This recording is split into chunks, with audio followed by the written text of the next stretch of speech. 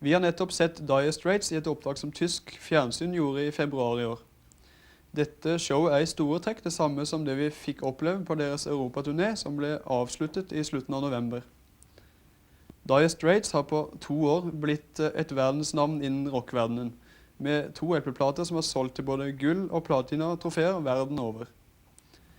Men Dire Straits forsøker å distansere seg fra all viraken og oppstyret omkring dem. De har imidlertid ikke klart det helt, for her sitter de nemlig. Mark Knopfler, sologitarist og komponist. Lillebror David Knopfler, som spiller rytmegitar. Så er det bassisten John Ilsley, og til slutt trommeslageren Pick Withers.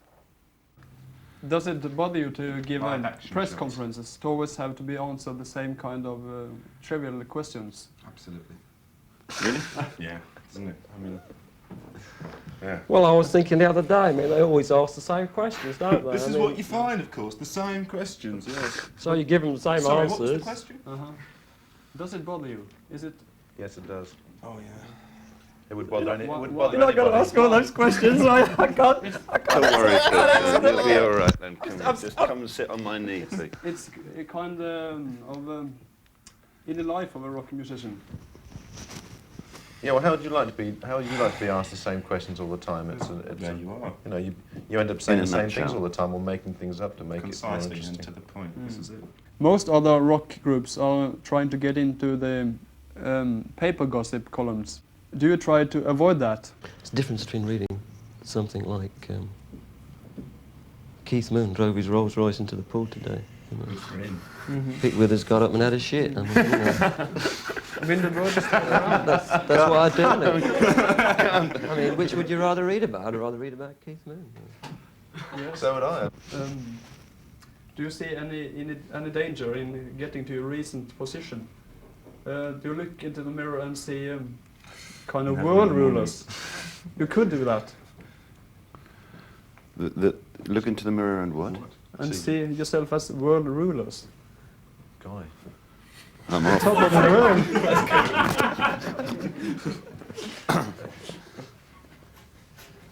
I think there is a danger in that. That's a real big one. I Yes. couldn't handle that at all. At all. It's too early in the morning. No, forget it. Yeah. Cut. We only rule after lunch.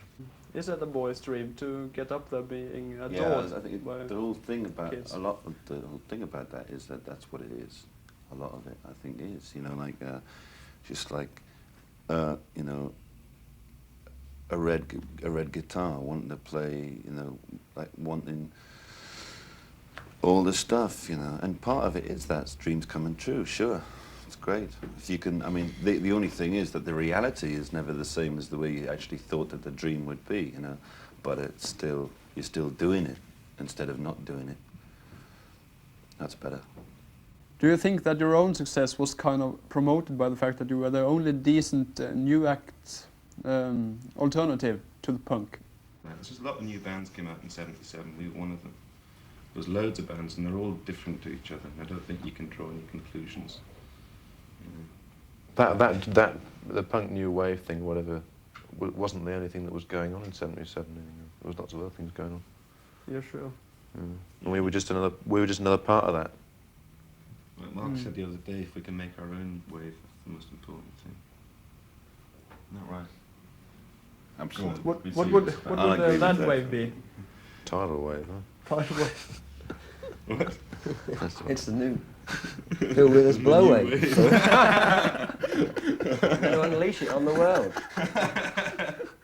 What? Do you have any Sorry, Jim.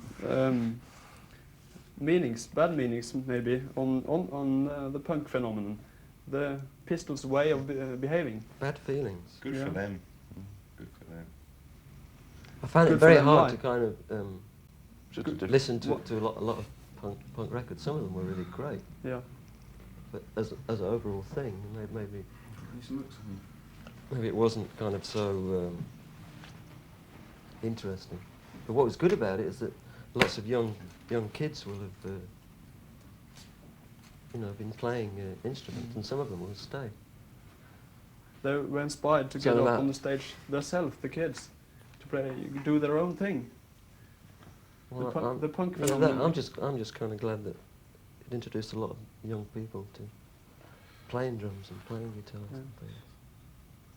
A little about your own background. What did you do before the Dire Straits? Start with you, Pick. Well, I've been He was playing- Dire Straits, wasn't he?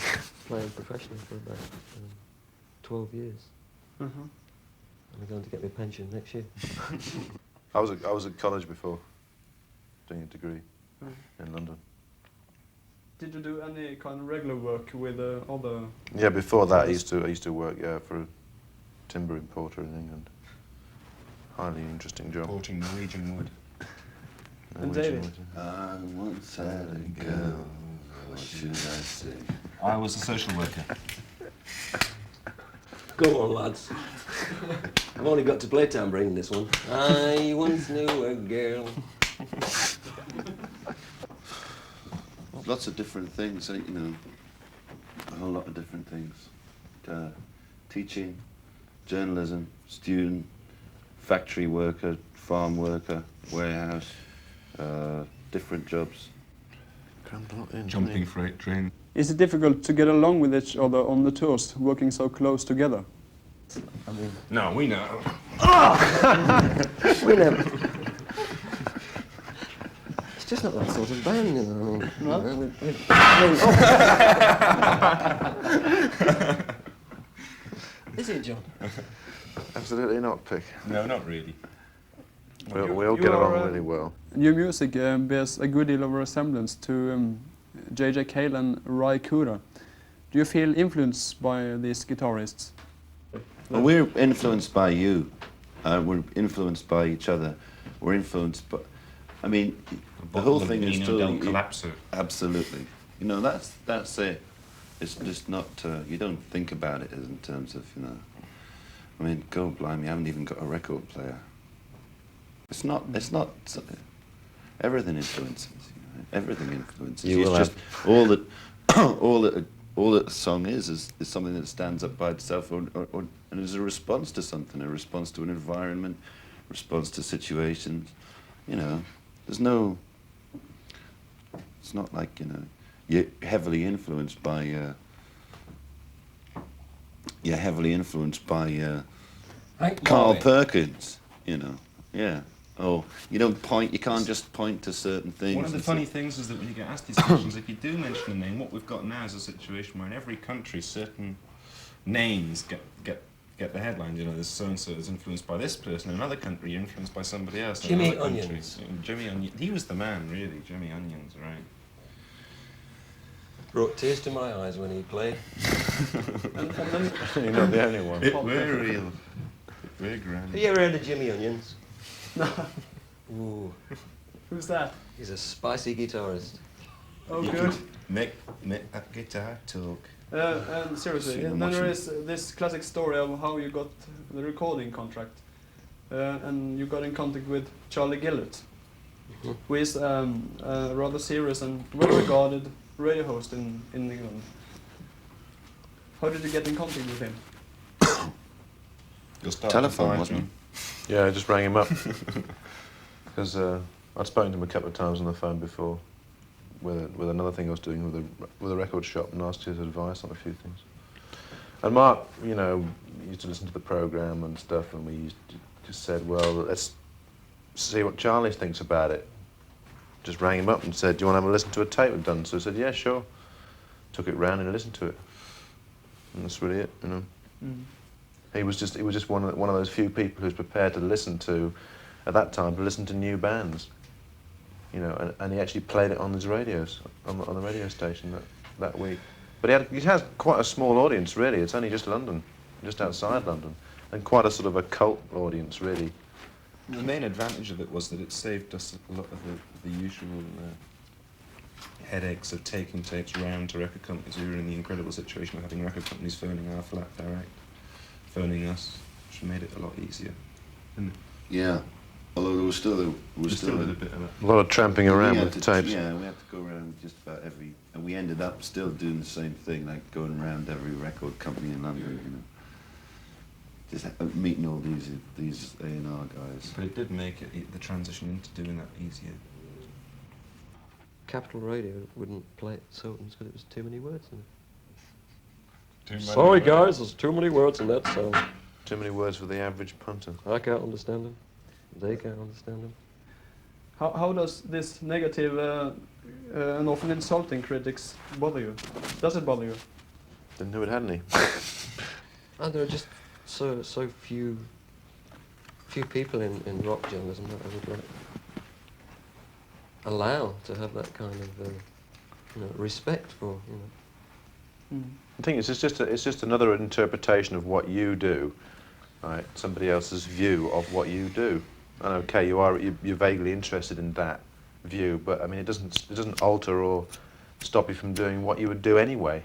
The curious thing is that sometimes even you get what's called a good review, you can find it more irritating than something that might be called a bad review. I mean, you can get good reviews that are so completely, they're so totally out of order and of course so completely miss the point. You know. I remember one review in the Lady Maker of a. You can do it. We played once in Manchester. And it was a particularly fatuous, wonderful, brimming with compliments review, and it described the end of news as a blistering crescendo. Blistering crescendo by Withers. That's just, well, you know. It was that night though, but Wasn't that fast? It's just, I'm sorry, you know. It doesn't mean anything to me at all. Are you pleased with your 2 albums when you look back? No. Not.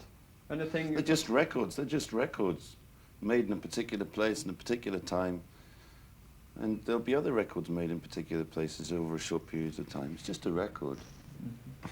You are playing the new number called Twisted by the Pool, which is more gritty and down-to-earth rock and roll.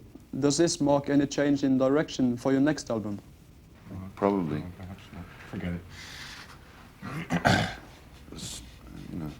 it's really more a question of what songs come along, isn't it? Absolutely. You know, say what Marx happens to be writing at the time. You know, we're also working on a thing that's, you know, very, very sort of quiet in some respects. You know, it's another side of it. So yeah, there's all sorts of things going on.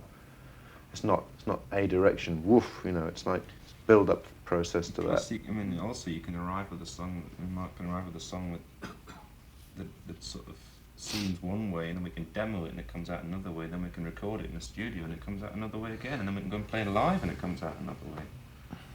It's there's no rules about it. Nothing which says it has to go like that, or it has to be like the other. No, we'll see. And so the record is 3 weeks when it happened to sound like that. And that's the way it came out. Okay, thank you very much.